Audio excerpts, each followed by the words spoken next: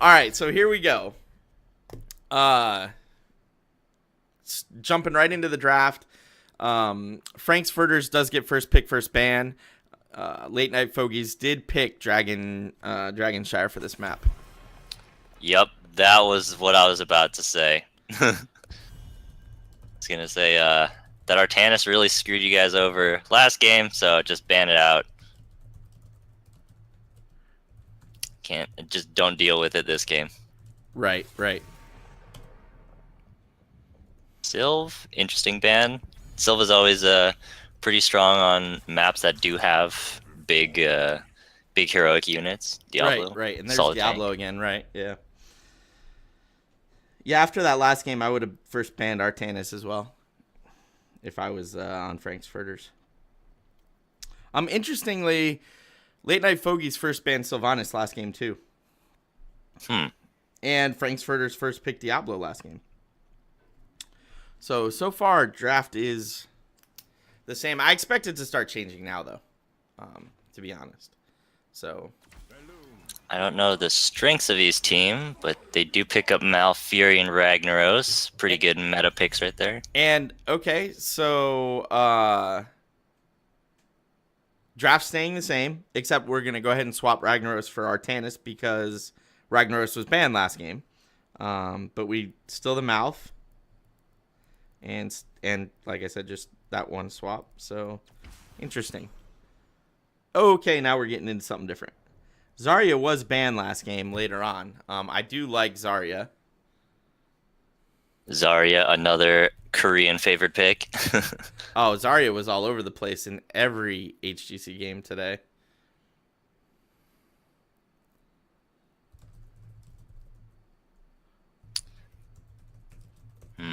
What is your last pick, red team? You have your double tank. I mean, you could pick up the Tychus if you wanted, just to prevent the other team from having. But instead, they pick up Falstad. I do like. I like both picks. I like the Falstad pick, but I also like the picking up Tychus. However, if they didn't want Tychus, knowing that we're going into a ban phase, they can always ban the Tychus here, right? So maybe that's why they did it that way. Rhaegar ban. To be expected. Yep, meta healer. Right. Let's force them onto something non-meta. So you can choose to ban out the Tychus if you wanted, or you can choose to ban out a tank because blue team does not have a tank yet. Squeeze them out a little bit. And there we go. It's like they listen to you. I actually like the ETC ban because ETC had a number of solid mosh pits last game to cause Frank's Furters a number of issues. Oh, that reminds me. I need to update this real quick. Now, Fogeys, they do have the choice of picking up the Tychus here because they don't have a range damage dealer yet, so that's a choice that they can go with. And then, I mean, the tanks that are left are like, what, Murden, Joe... Oh, Dahaka's still up. Dahaka's still up. And we did see some solo tank Dahaka today in HGC. Dahaka's great on this map. Dahaka is wonderful on this map because it's another global, right? Maybe but you would... Go ahead. I was going to say, but you would have to go like solo tank Dahaka unless you wanted to go double tank, right? Because... No, I think you're right. I think you have to go solo tank Dahaka. But maybe Dahaka Brightwing? Oh, okay. Oh, the double tank. All right, all right. All right, now they need big daddy damage coming out. Because while Ragnaros is powerful at times, he's not... All right. Your opponent just picked 3 melee. I think Kate would be bad here. Do it!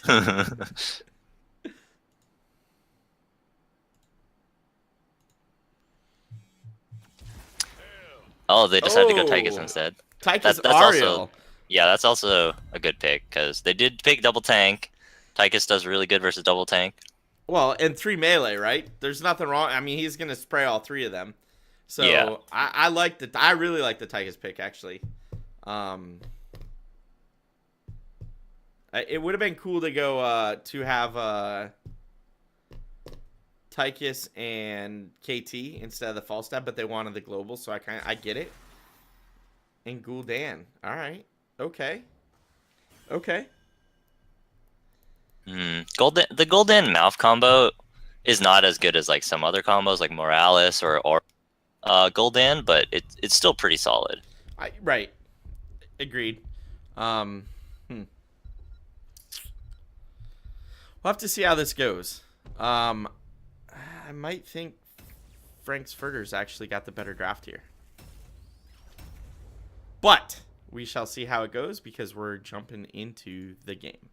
So, for Frank's Furters on the red team, we have Magic Master on the Tychus, Cruncher 77 on the Zarya, Cool Zombie 11 on the Falstad, Dallying Pig on the Diablo, and Indecisive on the Oriole. And for Late Night Fogeys, we have Zakil on Dahaka, Big Beard, I guess. Yes. On Gul'dan, Kendo on Johanna, Poe on Ragnaros, and Velvet on Malfurion. So, yeah, what do you if you had to pick a draft winner, just these two drafts on Dragonshire, who's your vote with? I'd like to say Frank's Furters has the draft, but it depends on how good this Gul'dan does, because I say Gul'dan does most of the damage. Not to say that Rag doesn't do damage, but he has to get kind of close. And that Meteor is not that difficult to dodge. Right. I would agree. We got a little dance going on. Oh, man. The Skinnergy isn't quite there, but we definitely got a dance going on the side. Oh, we got double dances going on with Falstad in the middle. Oh, boy. What's going on?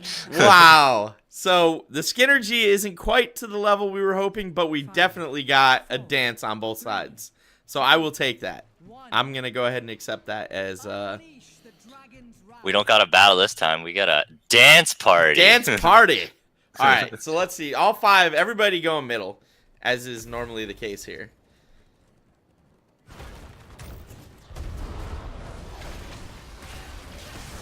Oh, Diablo getting really low. Oh, that's a quick kill on the side of Late Night Fogeys against Frank's Furters Diablo.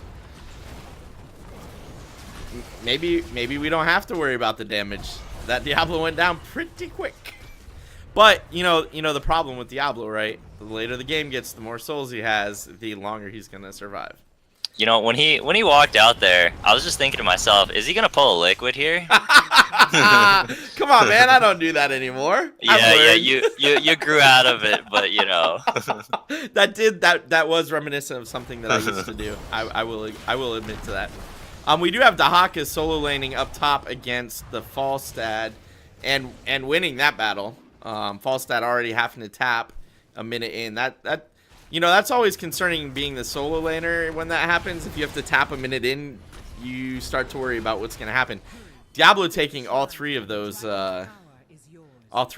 corruption stacks too. So that's going to help. I didn't see. He went the quest, right? Yeah, he did go the quest.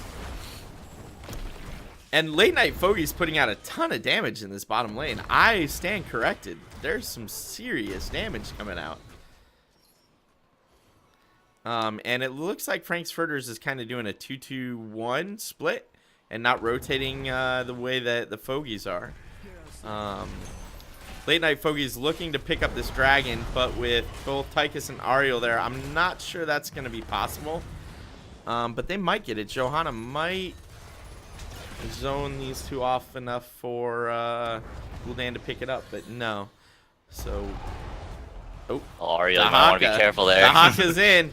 He's looking for it. This should be Gul'dan getting it here. Yes, indeed. Oh. So Late Night Fogeys picking it up really early, and they do get 4. They're about half a level ahead right now.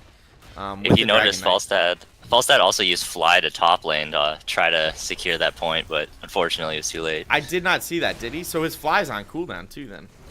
Yes. Coming in though, Falstad looking to do some damage and maybe get the Dragon Knight out of his dragon skin. You know, I don't know if you noticed, but they're split pushing at the same time. So bottom lane has no wall anymore. Top lane is about to lose the wall. And the Dragon Knight's just kind of playing with 4 members of Frank's Furters. Yeah, in my opinion, like, the Dragon Knight early on, it doesn't actually do that much, so they, in my opinion, have made the correct decision. Because it's not going to, like, take out that much. The best you could probably take out would be, like, the front wall of a lane, right? And then so split pushing while your Dragon Knight distracts the entire enemy team is a great plan. Right, I would agree with that. Johanna did lose her life during all that, but Gul'dan's poison damage just going crazy here. Falstad flying back in. Oh, this is a dead Falstad, maybe. Oh, he barely got out of that. But it might cost Diablo his life. Oh, Ooh. man, the heals and shields. Wow, Ragnaros did survive. Zarya coming in just in time to keep that Diablo alive.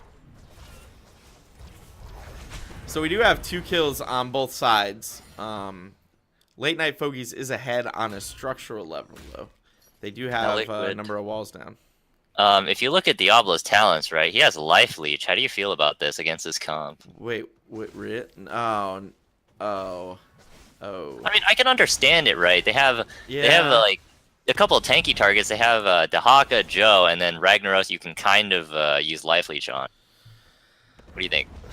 I don't know. I mean, I kind of get the point to it, but until the other talents on that tier I feel are just so much better for what you're going into. Well, I guess they have Zarya. How do I feel about this? I guess with Zarya and Oriel, it's probably okay. But I just feel like the other talents are so much stronger at that tier. Ragnaros getting caught out a little bit here in bot lane. Counter engage though. Counter engage coming in, and Kendo on that Joe is really locking down that. That's a dead Zarya. Oh. That poison's got Zarya written all over it, and Diablo getting really low too. And with the Siege Giants, Late Night Fogeys may just push in and take this fort. Which would be really helpful because that gives Ragnaros a Molten Core target on the Frank's Furters side of the map. And will allow them to push much harder bottom lane later on in the game. Red team did, in the meantime, rotate 3 people up top lane so that they could secure that shrine. But without any pressure bottom lane, I don't know that they're going to get that. The Haka did just go top lane, and if all of the rest of, or at least 3 of the Late Night Fogeys come middle lane, they should actually be able to pick up this second Dragon Knight there. Diablo is still dealing with minions bottom lane and trying to clear those waves. Their Late Night Fogeys is about to hit 10. And there it is. They can pick up this Dragon Knight or get a kill here pretty easily. The Frank's Furters may want to disengage here. That's a dead Falstad. 8 versus 10 is never a safe place, and that was a huge silence. But Diablo, yeah, Diablo did pick up the bottom shrine, so they're not going to be able to get the Dragon Knight in the meantime. But Frank's Furters needs to really soak 10 if they can help it. Yeah, I know you're worried about the Dragon Knight and all, but even this far into the game, the Dragon Knight doesn't exactly do that much. No, it really doesn't. It's really not. Oh, that's a lot of damage coming out, and this is going to be at least 2 kills, possibly a third. Diablo all alone. Johanna going deep. Sword. Oh, they are looking to get kills. Oh, that was unexpected.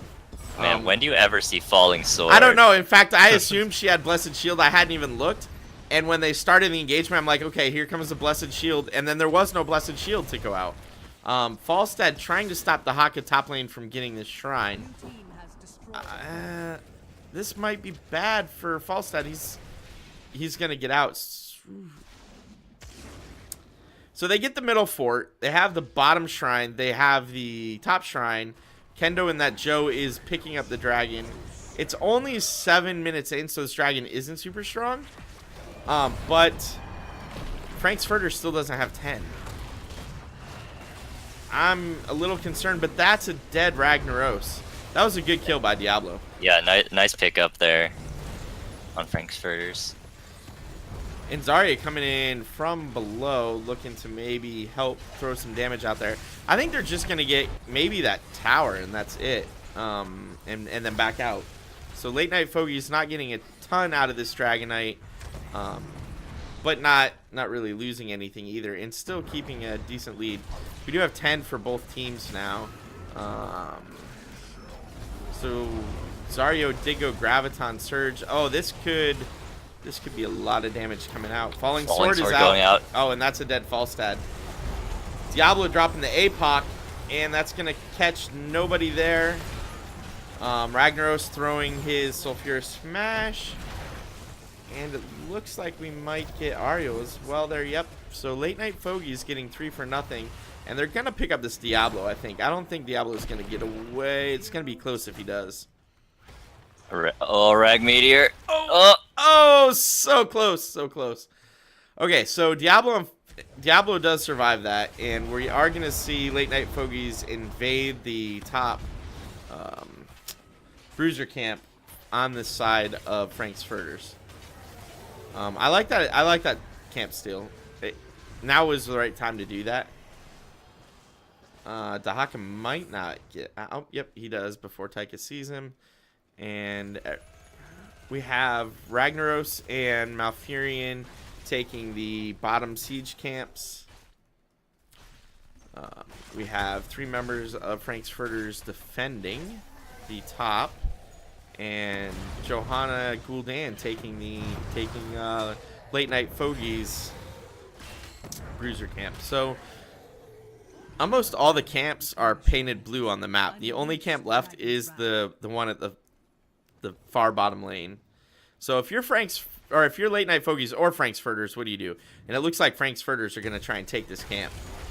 14 versus 11. I don't know if this is what I want to do. Oh, Zarya's going to die. Ooh, Zarya was acting as a ward, and she gets picked off. And now Johanna's in. Johanna's really low, but Falling Sword's out. While the rest of Late Night Fogeys comes in, and that's going to be some kills. They're going to steal that camp and slaughter the other 3 people that were down there. Diablo did have 100 souls, double-edged sword. He's up already, but now he's got no souls left. You know, if you're trying to rob that bank and then your lookout just suddenly goes missing, you might want to rethink it a little bit, right? It might be time to leave. Get out of here, boys. I like that. That's a great metaphor for what they were doing down there. I like that a lot, actually. So Falstad flew top and got the top shrine back. In the meantime, the rest of his team is going to engage here, and we have a 5-on-4. But heroics are coming out. Lasers down. Diablo is stunning into the corner. Graviton Surge is down. Oh, everything's going out. But that silence was beautiful. Malfurion with his Twilight Dream, right? I always forget what that thing's called. Yeah, Twilight Dream. That was a great Twilight Dream, and oh man, Ragnaros has got his long core going, and they are just getting kill after kill here. You don't want to be there, Falstad. That's where you die. Diablo rooted, though. Oh, this could be the end for Diablo. He does not have enough souls to be in there fighting like this. Oh, I think this might be core. Oh, that was a lot of Gul'dan damage. That looked like his quest was finished, and it did the double front and back. You know, at the beginning of the game, I was just saying the burden of damage just falls on the Gul'dan, right? If he does a lot of damage, he wins the game for him. And then if he doesn't, then he loses the game, right? Yeah, he loses the game. But he did do a lot